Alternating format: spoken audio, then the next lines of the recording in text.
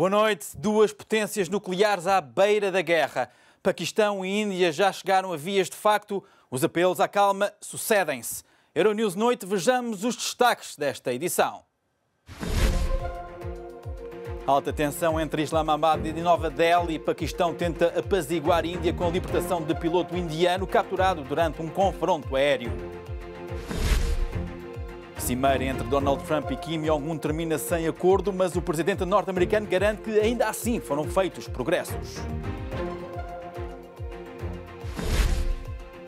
Gestão militar nas escolas públicas. Brasília inicia projeto experimental em zonas problemáticas.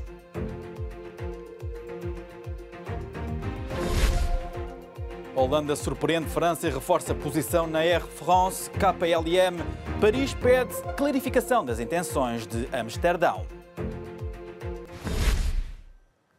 Aumenta a tensão entre a Índia e o Paquistão, duas potências nucleares rivais de longa data. Há apelos à calma. A Índia dispara palavras contra Islamabad, que avançou com um gesto apaziguador.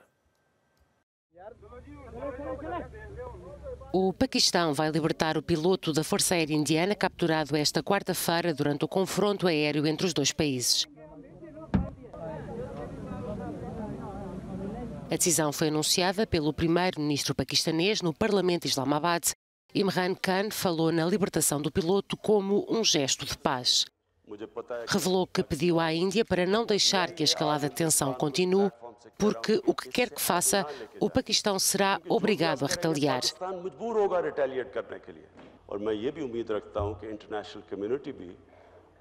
Pediu também o empenho e o envolvimento da comunidade internacional. O apelo ao diálogo do lado do Paquistão sem resposta para já do governo de Nova Delhi. Esta quinta-feira, o primeiro-ministro indiano saudou as tropas do país e acusou o Paquistão de conspirar para destabilizar a Índia, afirmando que quando o inimigo conspira para destabilizar, quando conduz um ataque terrorista, o objetivo é pôr fim ao progresso, deter a velocidade da progressão e estagnar o país. A região de Caxemir é reivindicada pelas duas potências nucleares. A tensão aumentou depois do ataque suicida de 14 de fevereiro, no qual morreram pelo menos 40 membros da polícia indiana. Índia considera que o Paquistão esteve envolvido no ataque. Islamabad nega as acusações. No terreno, a situação é de emergência humanitária. Saímos da nossa casa às 11 da noite no meio de um bombardeamento. Deixámos tudo para trás. Estamos aqui há 3 dias. Índia e Paquistão já estiveram em guerra 3 vezes desde o fim da colonização britânica em 1947. Os dois países têm mísseis balísticos capazes de lançar armas nucleares. Kim Jong-un queria o levantamento total de sanções em troca de concessões nucleares, mas Trump rejeitou. O encontro de 2 dias terminou mais cedo e sem resultados tangíveis. Estados Unidos falam em progressos.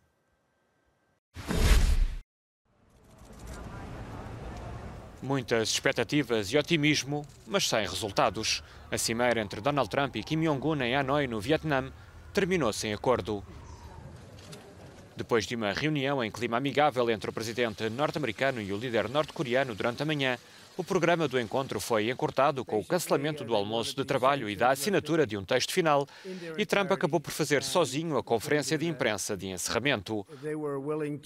O presidente norte-americano fez questão de sublinhar que, apesar de ter sido obrigado a virar as costas de momento, foram feitos progressos nas discussões em Hanoi e ambas as delegações continuarão a trabalhar com o objetivo de obter a desnuclearização da Coreia do Norte exigida por Washington e o fim das sanções dos Estados Unidos, pretendida por Pyongyang. Na conferência de imprensa, Trump deixou entender que o que terá impedido um acordo em Hanoi será a exigência de Kim Jong-un do fim imediato das sanções, em troca de uma promessa de desnuclearização de determinadas áreas que os Estados Unidos não consideraram suficientemente abrangente.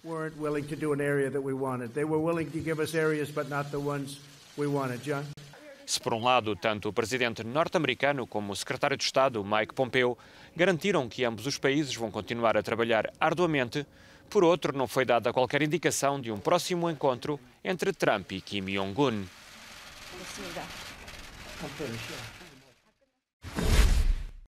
E em Hanoi, Kim Jong-un trocou umas palavras com os jornalistas, um momento inédito do presidente da Coreia do Norte. Terminou sem acordo, mas com uma surpresa. Na segunda cimeira com o presidente dos Estados Unidos, pela primeira vez, Kim Jong-un respondeu aos jornalistas. Aconteceu esta quarta-feira, numa altura em que as duas comitivas eram fotografadas. À pergunta da agência Reuters sobre a possibilidade de desistir das armas nucleares, o líder norte-coreano respondeu que, se não estivesse pronto, não estaria na cimeira.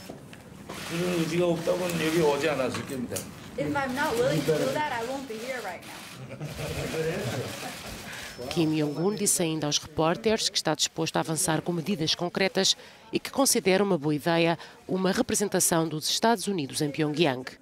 A nova atitude marca uma mudança também em relação ao antigo líder Kim Jong-il, que só foi ouvido 2 vezes em público através de gravações áudio.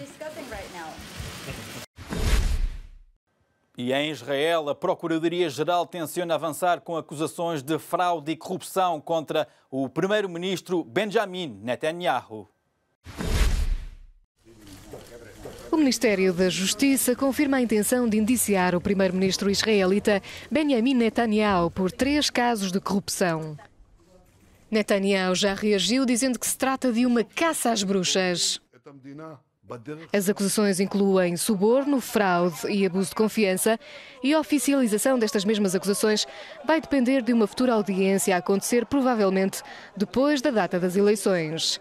Netanyahu pode tentar persuadir o Procurador-Geral a não avançar com uma acusação formal.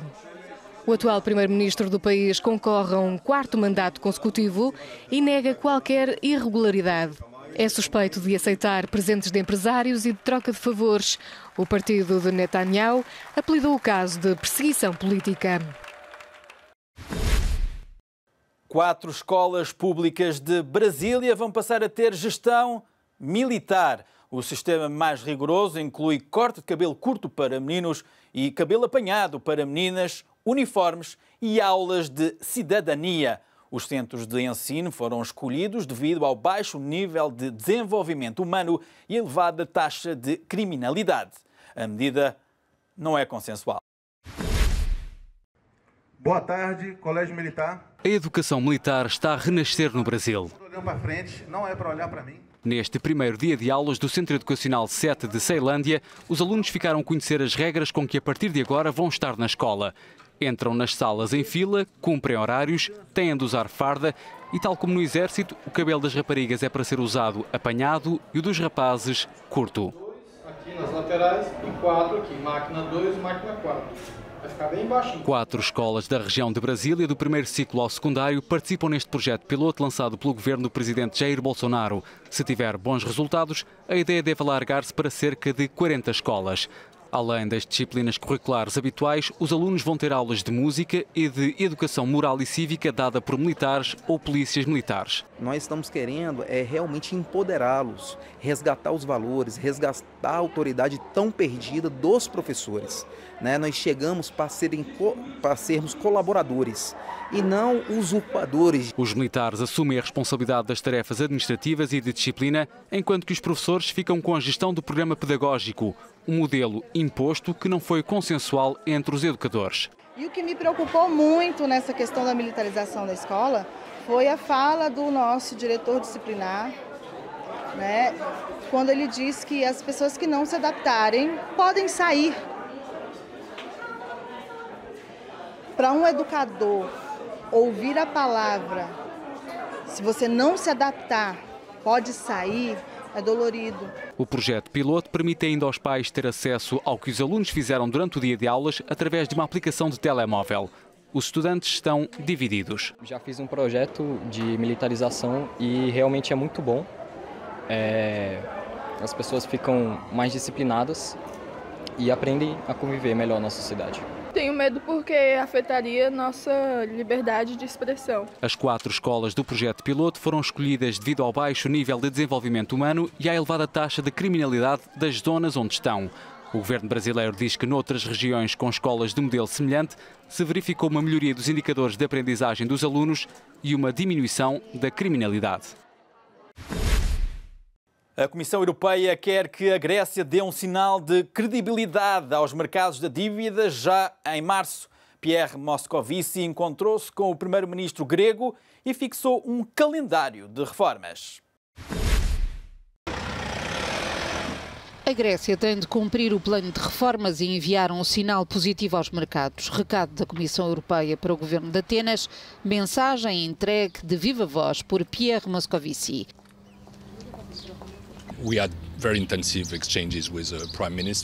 O comissário de Economia e Finanças disse esperar que no próximo Eurogrupo sejam apresentados resultados que permitam mostrar que a Grécia é credível. O comissário quer que Atenas avance com duas reformas: a privatização da empresa pública de energia e a proteção da habitação para famílias em situação de insolvência. No final da reunião com o primeiro-ministro grego, Moscovici diz que encontrou sintonia e avisou que os critérios devem focar-se naqueles que realmente precisam, não nos infratores estratégicos. A Grécia está no caminho certo, mas há ainda alguns desequilíbrios que têm de ser corrigidos, diz o comissário europeu. Para o governo grego, o desafio não é apenas cumprir as reformas até à reunião do Eurogrupo em março, é também manter um equilíbrio fiscal que, de acordo com o relatório da Comissão Europeia, será alcançado se as medidas sociais não puserem em risco o saldo primário.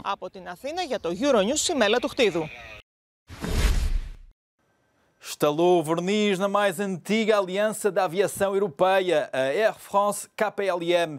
Os holandeses querem ter o mesmo poder que os franceses e foram ao mercado comprar ações. A decisão não caiu bem no governo de Macron.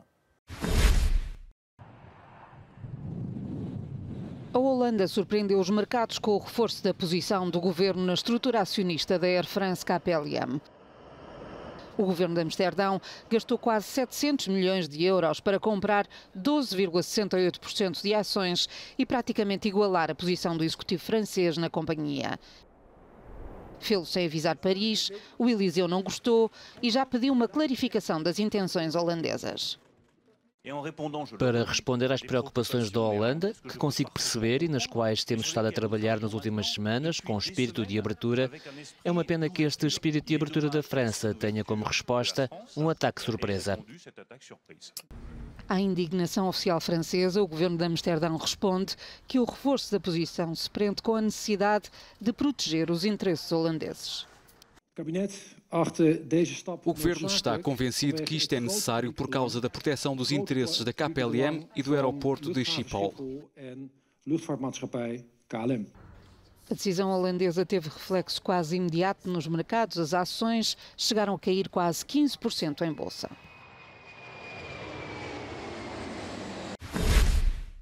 O presidente do Senegal, Macky Sall, foi reeleito para um segundo mandato com mais de 58% dos votos escrutinados nas presidenciais de domingo. O anúncio foi preferido pela Comissão Eleitoral do país. Macky Sall renova o mandato na presidência do Senegal na primeira volta das eleições. Os resultados provisórios dão ao atual presidente 58,27% dos votos. Em segundo lugar, com 20,5%, ficou Idrissa Seck, o antigo primeiro-ministro. Os 4 candidatos da oposição dizem não reconhecer este resultado, mas também garantem que não vão contestar formalmente a eleição perante o Conselho Constitucional. Macky Sall tem 56 anos e define-se como um liberal social. Chegou à presidência em 2012. Do trabalho feito, destaca-se a pacificação de Casamansa. Era uma vez numa galáxia muito distante. Muitas pessoas reconhecem o início da saga Guerra das Estrelas. Agora, o sonho de participar nesta aventura intergaláctica está mais próximo. A Disney anunciou a abertura do primeiro de 2 parques temáticos já este verão. Alguma vez sonhou em visitar um planeta da Guerra das Estrelas? Em breve o sonho vai tornar-se realidade.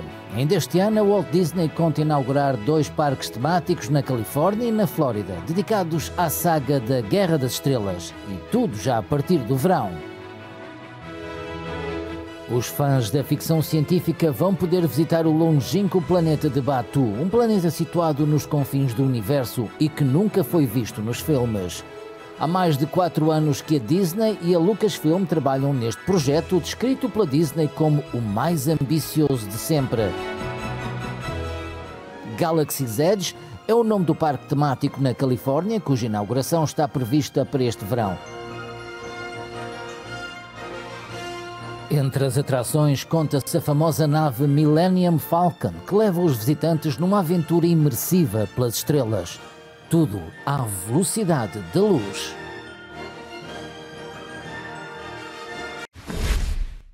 Que a força esteja consigo e obrigado por nos acompanhar.